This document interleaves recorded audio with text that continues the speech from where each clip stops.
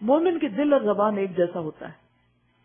اگر دل میں نہیں کوئی چیز تو زبان سے اظہار نہ کرے, چپ رہے. یہ ضروری نہیں کہ بد اخلاقی کا مظاہرہ شروع کر دے, لیکن خاموشی اختیار کر لے اور واضح کر دے کہ یہ نہیں کر سکتے. لیکن دل میں کچھ اور زبان پر کچھ, یہ بدترین چیز ہے. تو وہ کیا کرتے تھے, قسمیں کھا کے کہتے ہم تو بھلائی چاہ رہے تھے, مسجد بنائی تھی بڑے اچھے جذبوں کے ساتھ دین کی ترقی کے لیے, مگر اللہ گواہ ہے وہ قطعی جھوٹے ہیں, تم ہرگز اس عمارت میں کھڑے نہ ہونا.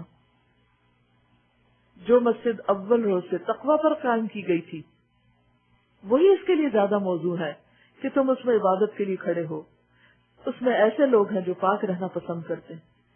تو اس سے یہ پتہ چلتا ہے کہ ہر مسجد میں جانا بھی فائدہ مند نہیں ہوتا, کیونکہ بعض لوگ مسجد کے نام پر مسجد میں وہ کام کرتے ہیں جو اللہ کی مرضی کے خلاف. مجھے کبھی سمجھ نہیں آتی کہ اگر اللہ کی مرضی کے خلاف ہی کوئی کام کرنا تو اس کے لیے مسجد کیوں سلیکٹ کی ہے؟ وہ تو آپ کہیں بھی کر سکتے.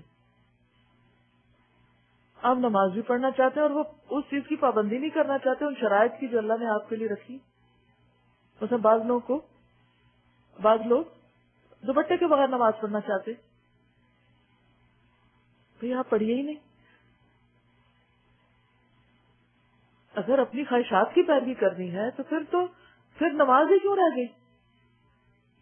آپ بازار میں جو چاہے کریں. اللہ کے گھر میں اگر آئے ہیں تو پھر کیا کریں؟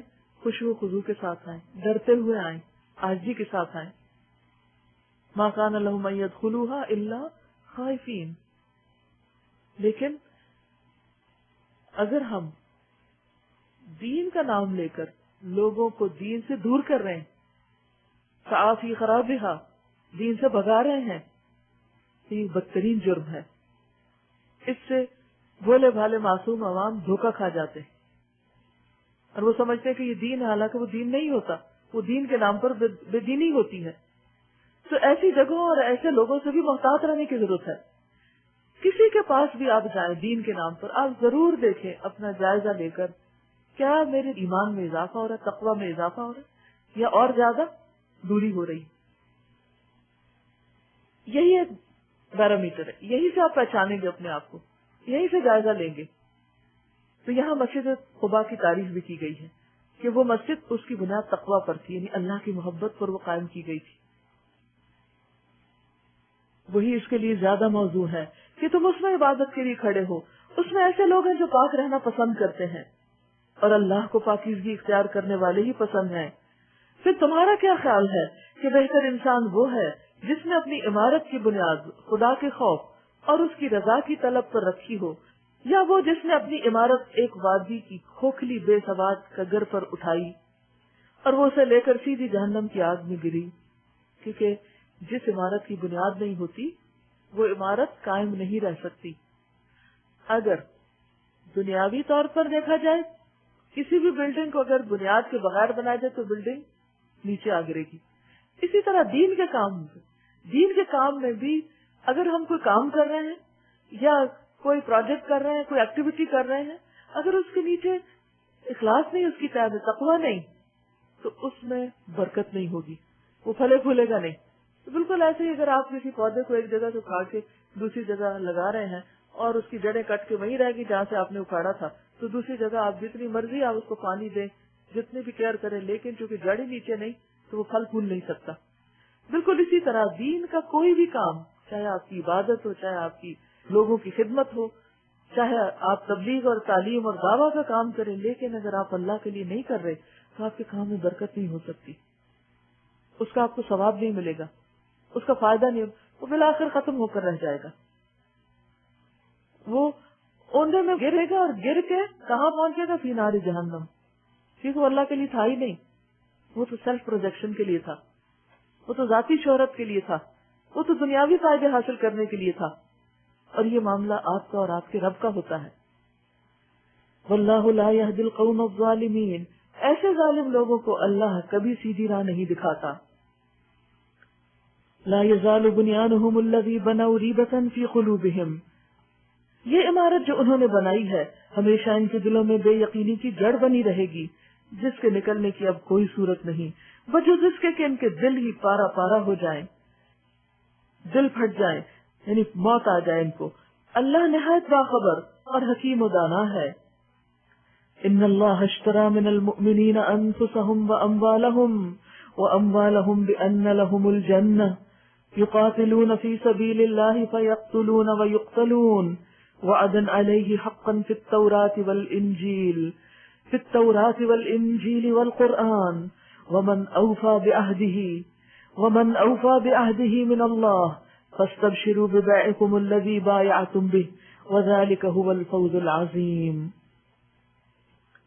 حقیقت یہ ہے کہ اللہ نے مومنوں سے ان کے نفس اور ان کی مال جنت کے بدلے خرید لیے ہیں۔ اب ان کی جانیں، ان کے جسم، ان کے نفس ان کے نہیں، اللہ کے ہیں۔ لہذا ان جسموں پر، ان نفسوں پر اللہ کا جو بھی حکم آتا ہے اسے وہ خوشی سے قبول کرتے ہیں، کیونکہ اب وہ ان پر اپنی مرضی نہیں، اللہ کی مرضی چاہتے ہیں، کیونکہ اللہ کو جو دے دیے۔ اسی طرح مال، جب آپ اپنا مال کسی کو دے دیتے ہیں تو پھر اس پر آپ کی مرضی نہیں رہتی، پھر آپ اس کے لیے کیا کرتے ہیں؟ آپ کچھ نہیں کہتے، آپ خوشی سے، چونکہ آپ نے دیا۔ مثلا اگر آپ نے کسی کو گفٹ دیا تو اب جس کو آپ نے دیا اب اس کی مرضی، وہ چاہے خود استعمال کرے، چاہے وہ آگے کسی کو دے، چاہے وہ اس کو توڑ دے، چاہے وہ اس کو رکھ چھوڑے۔ اب آپ کو اس سے سروکار نہیں ہونا چاہیے، کیونکہ وہ اب آپ کا نہیں، وہ آپ نے دے دیا۔ اسی طرح جب ہم اپنی جان اور مال دے دیتے ہیں آگے اور ایک سودے میں ایک ڈیل کرتے ہیں کہ اس کے بدلے ہمیں جنت چاہیے، تو جنت کا سودا تو بہت مہنگا ہے، اور جنت کی قیمت کیا ہے؟ جان و مال۔ جو یہ وعدہ ہوتا ہے اللہ سے کہ ہم اپنی جان اور مال تیری رضا کے مطابق تیری خوشنودی میں خرچ کریں گے، تو اس پر سودا پکا ہو جاتا ہے کہ ٹھیک ہے، اگر تم ایسا کرو گے تو میں بھی تمہیں جنت عطا کروں گا۔ اب آپ دیکھیے کہ جب کوئی سودا ہو جاتا ہے تو پھر اس کے بعد انسان یہ نہیں کہہ سکتا لینے والے سے کہ تم اب اس کے ساتھ یہ کیوں کر رہے ہو اور اس کے بارے میں یہ کیوں کہہ رہے ہو۔